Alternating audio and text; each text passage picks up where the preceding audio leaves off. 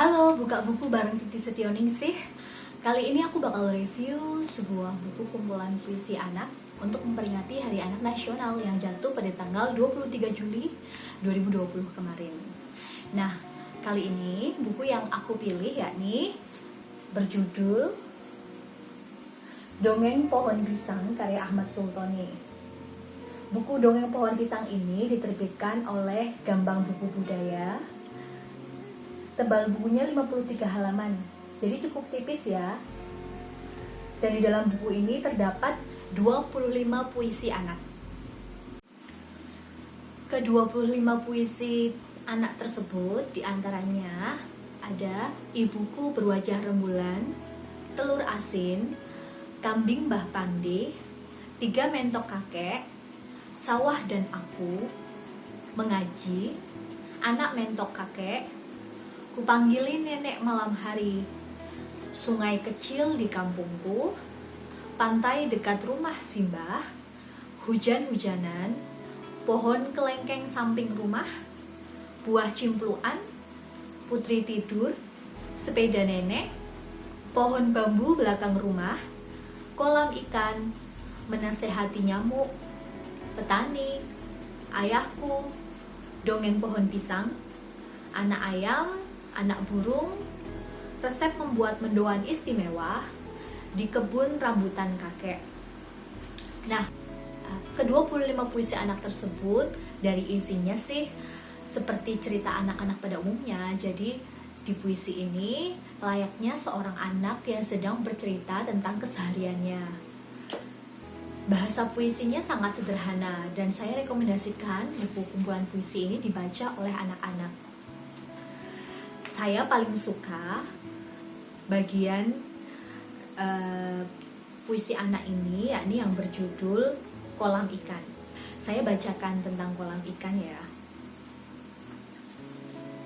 Kolam ikan. Kolam adalah istana para ikan. Di kolam, ikan-ikan berlarian. Ikan-ikan suka bermain. Seperti aku yang suka bermain. Petak umpet dan gobak sodor. Di istana ikan ada banyak lumut hijau. Lumut hijau kesukaan para ikan. Layaknya aku yang menyukai nasi goreng. Di istana ikan ada banyak enceng gondok. Enceng gondok beranak pinak seperti mentok kakek, seperti pohon pisang kepok di halaman rumah nenek. Ikan suka berteman, tidak suka bermusuhan. Ikan yang suka bermusuhan tidak akan punya teman. Tapi, apakah ikan suka tidur? Ikan-ikan seperti tak pernah berhenti berenang. Mata ikan seperti tak pernah terpejam. Tapi kata ayah, ikan layaknya aku yang juga capai setelah bermain seharian. Tidur ikan tak memejamkan mata. Ikan tidur dengan bergerak agar tetap bernafas. Ikan tidak tidur di ranjang. Ikan bersembunyi di balik daun dan bebatuan. Apakah ikan-ikan banyak tidur? Tidak, kata ayah. Tak boleh berlama-lama tidur. Ikan-ikan bangun pagi-pagi. Sepertiku saja yang tak boleh bangun siang-siang agar jadi anak yang sehat dan pintar. Itu kata ibu. Jadi kalau kita melihat isinya, kumpulan puisi anak ini selain bersifat menghibur tentunya memiliki nilai pendidikan karakter untuk anak. Otomatis ketika anak membaca ini, mereka mempelajari banyak hal. Yang pertama, meniru tentang ikan.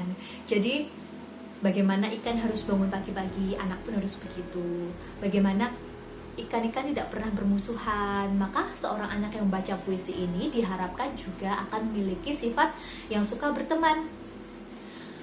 Buku kumpulan puisi anak ini memang diharapkan dapat membantu membangun atau membentuk pendidikan karakter kepada anak. Tidak hanya cerita tentang ikan tadi, buku kumpulan puisi ini juga berisi tentang resep memasak mendoan. Ini yang unik. Jadi, ketika membaca kumpulan puisi ini, seorang anak tidak hanya membaca puisi yang berisi pemandangan dan lain sebagainya, tapi juga mereka bisa belajar memasak atau mempelajari resep cara membuat mendoan dari kumpulan puisi anak Dongeng Pohon Pisang karya Ahmad Sultoni. Buku kumpulan puisi ini ada ilustrasi-ilustrasi yang menurut saya mendukung puisinya. Misal ini kambing Mbah Pandi. Ilustrasinya sederhana sekali ya. Ini kertasnya kertas yang nyaman untuk dibawa anak-anak untuk dibaca. Ya.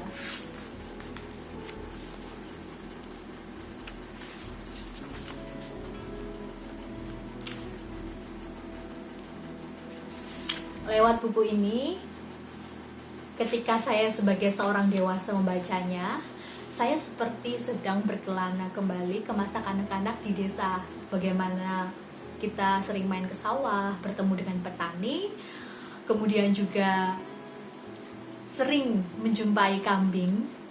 Sudah banyak puisi, cerpen, dan juga esai yang Tony tulis di berbagai media massa.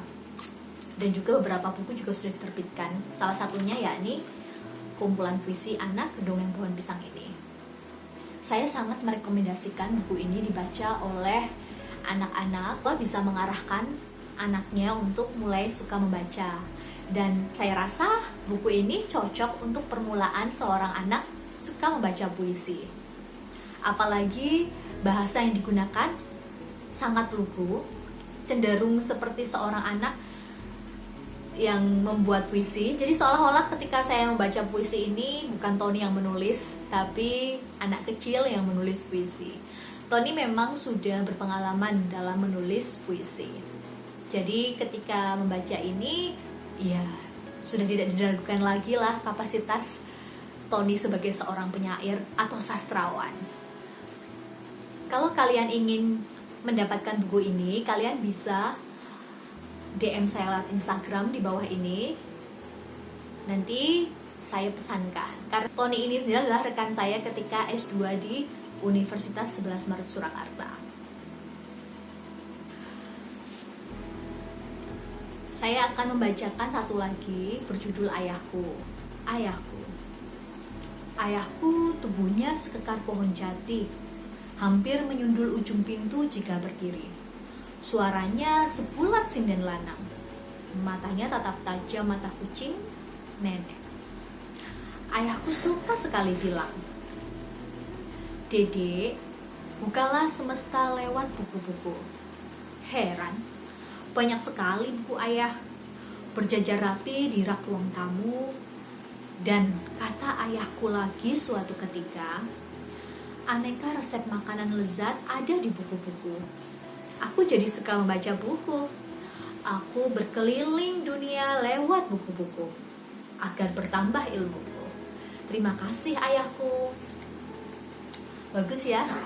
Itu tadi review buku kumpulan puisi Dongeng Pohon Pisang karya Ahmad Sultoni. Jika kalian ingin request buku yang ingin aku review, kalian bisa komentar di kolom komentar di bawah ini. Sampai jumpa lagi dan salam literasi.